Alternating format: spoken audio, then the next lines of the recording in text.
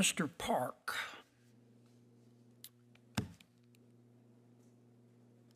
would you lie to this committee to get confirmed? No, Senator. You just did, didn't you? I don't believe so, yeah. I've spent a lot of time studying your record. You're a bright young man. You're an activist, aren't you? Senator, I don't think that's a fair description of my record. Okay. You have a history of substituting your judgment for your client's interests.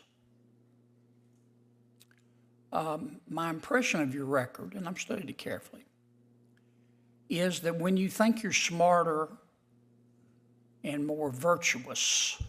A judicial confirmation hearing turned into a tense courtroom-style confrontation when Senator Kennedy sharply questioned nominee Mr. Park over his record as an appellate lawyer. The senator accused Park of putting his personal judgment ahead of his client's and questioned whether that approach would make him a suitable federal judge.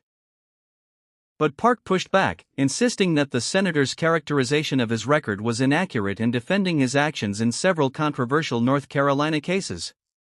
The exchange quickly escalated, with accusations involving voter ID, school funding, abortion litigation, and the responsibilities of a state solicitor general. And then came the line that captured the entire confrontation. Then your client, or the law, you substitute your own judgment. And that's a dangerous thing to do if you're a federal judge. It's a dangerous thing that you have done as a Solicitor General.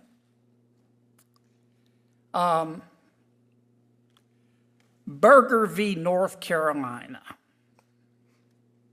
State Conference of the NAACP. The North Carolina legislature, elected by the people, passed a voter ID law. NAACP, as is its right, filed suit to challenge it. You were supposed to represent the people of North Carolina in the legislature. You dumped on the case, didn't you? You purposely tried to lose, didn't you? Senator, not at all. Well, your opponents, NAACP, filed a multitude of affidavits and expert opinions. You declined to offer a single expert witness affidavit, didn't you? Well, Senator, let me clarify. I had no role in the trial proceedings. I'm an appellate lawyer. Did you and your office decline to file any affidavits whatsoever? I don't recall, Senator. I believe that is accurate, but again, I was not involved in the case at the time. I checked. You didn't. The district court ruled for the NAACP. You didn't seek an injunction or a stay, did you? I believe that's correct. Yeah, Yes. I know it's correct. You dumped on the case. Senator, I don't think that's a fair characterization of what happened. I do, and I think the facts bear it out. So then you take it up on appeal. In fact, the leadership in the legislature, because you dumped on the case, they tried to intervene. Said, our lawyer is not representing us, for God's sakes. They tried to intervene. The judge said no. So the case goes up on appeal to the Fourth Circuit. The Fourth Circuit reverses the district court, even though you and your colleagues tried to lose the case, and you did. It goes up to the Court of Appeal. Court of Appeal and the Fourth Circuit rules in favor of the state. You're representing the state. You tried to appeal the decision that was in your client's favor, didn't you? Do you mean the intervention dispute, Senator? No. You tried to reverse the Fourth Circuit that ruled in your client's favor. Senator, that is not accurate. Yes, it is. That is- Yes, it is. You filed a petition for an in-bank review to overrule the panel opinion. Senator, that's actually inaccurate. That's the intervention dispute. My office, there were 2 parallel appeals, and on the merits of the appeal, which we did appeal the non-entry of a preliminary injunction, and we prevailed on that appeal, working with the legislative defendants in that case. Okay. School funding case. You were supposed to, you and your colleagues were supposed to represent the state in that case. Low-income school districts, as happens in most states, sued the state to force the Republican legislature to increase their funding. You're supposed to represent the state. You and your clients dumped on your client. You and your colleagues dumped on your client again, didn't you? Senator, as Solicitor General Brasher told this committee a few years ago, the Solicitor General does not make those decisions. Right. This is what you and your boss said. And it's your boss's words, but I didn't see you objecting. He said, today, quote, I'm going to quote, today, lawyers from my office are arguing that we must invest more money in our public schools so our students can get sound, basic public education. Y'all dumped on your client. You did the same thing. You refused to represent the state of North Carolina in defending the law with respect to abortion, too, didn't you? Senator, I had no role. You knew nothing about it. Well, I was aware of it happening, Right. Okay. Senator, the Attorney General. Look, you're a smart young man. My esteemed chairman's going to cut me off, but you can't.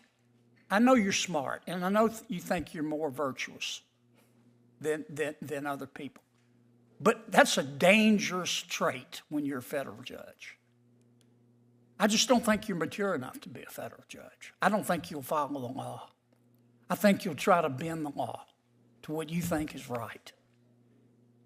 And that undermines our federal judiciary. And I don't think you've been candid with this committee. You know that, and I know that. And your record knows that. Do you want to complete your answer to any of those questions? Thank you, Chair Durbin. On the voter ID dispute, I think that's a helpful illustration. I had no role in the trial court proceedings. I don't even believe I was updated as the litigation in the trial court was happening. But when we had an adverse order, my role was to play a part in authorizing the appeal. I did authorize the appeal, and lawyers in my office prevailed in vacating the injunction against the voter ID law that had been entered by the district court. There was a side dispute on intervention as to whether the legislative leaders should have been allowed to intervene. I think 2 points there. We never opposed their right to intervene. I told the Supreme Court that in a brief that I signed, that we do not oppose their right to intervene. And we also said in a brief that I worked on and authored large parts of, I substantively defended the voter ID law. I explained that the voter ID law was compliant with Supreme Court precedent and that we were prepared to defend it below and that we would do so. And I remember drafting this part of the brief, extensive argumentation about why the voter ID law in North Carolina was constitutional.